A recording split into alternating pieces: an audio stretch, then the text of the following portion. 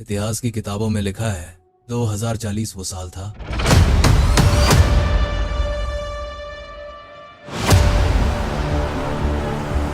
जब भारत बहुत आगे बढ़ चुका था, लेकिन इंसान पीछे छूट रहा था।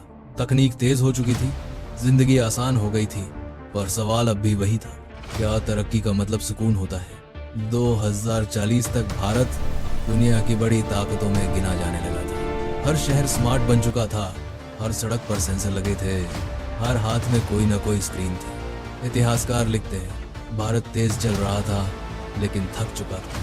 शहर आसमान की तरफ फैल चुके थे, ऊंची इमारतें पहचान बन चुकी थी, लेकिन गांव धीरे धीरे खाली हो चुके थे। युवा शहरों में बस चुके थे और जमीन इंसान का इंतजार कर रही थी। 2040 में कई गांव सिर्फ याद बनकर रह गए थे। 2040 में AI सिर्फ एक तकनीक नहीं रही थी, वो जरूरत बन चुकी थी। ड्राइवरों की जगह कोड लिख चुके थे, डॉक्टरों की जगह एल्गोरिदम काम कर रहे थे। काम तेज हो गया था, गलतियां कम हो गई थी, लेकिन सवाल उठ चुका, इंसान की भूमिका क्या बची थी? इतिहास बताता है 2040 की सबसे बड़ी समस्या कोई बीमारी नहीं थी, अकेलापन था। लोग जुड़े हुए थे, लेकिन पास नहीं थे।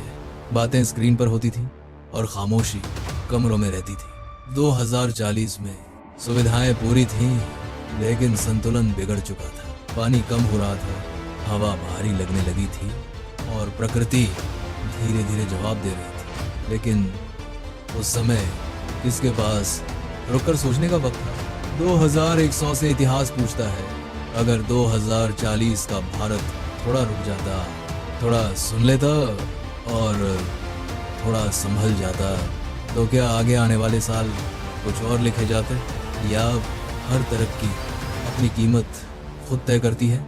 ये था भविष्य का इतिहास 2040। अगर आप चाहते हैं इसी तरह कहानी बनकर सामने आए, तो चैनल को सब्सक्राइब करें और कमेंट में बताइए, क्या हम आज भविष्य को बदल सकते हैं?